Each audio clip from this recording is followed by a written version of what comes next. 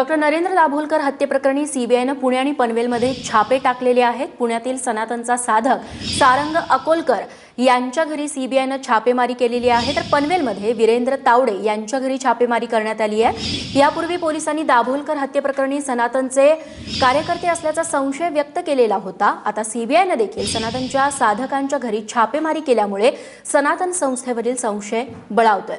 आमचा प्रतिनिधी मृत्युंजय सिंग आता आपल्यासोबत आहेत। मृत्युंजय, सीबीआयच्या हाती आतापर्यंत काही लागलंय? रेश्मा, हे जे रेड आहे सीबीआयने आज सकाळी रेड टाकली आहे आणि हा रेड अजूनही सुरू आहे।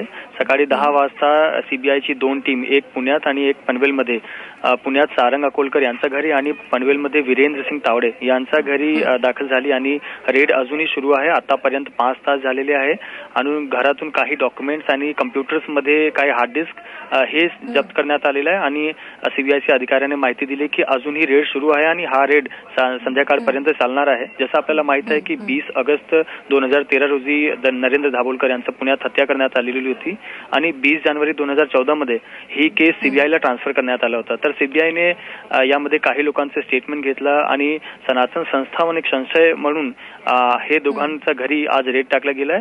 संध्याकाळपर्यंत स्पष्ट होईल की यामध्ये काय त्यांना मिळालेलं आहे, कितपर्यंत सनातन संस्थाचे हे जे लोक आहे यांचा किती हात आहे। तर सीबीआय याच्यासाठी रेड टाकली आहे आणि संध्याकाळपर्यंत हे स्पष्ट होईल। मृत्युंजय, तुझ्याकडून अपडेट्स घेत राहू। तुर्तास धन्यवाद तू दिलेल्या माहितीबद्दल।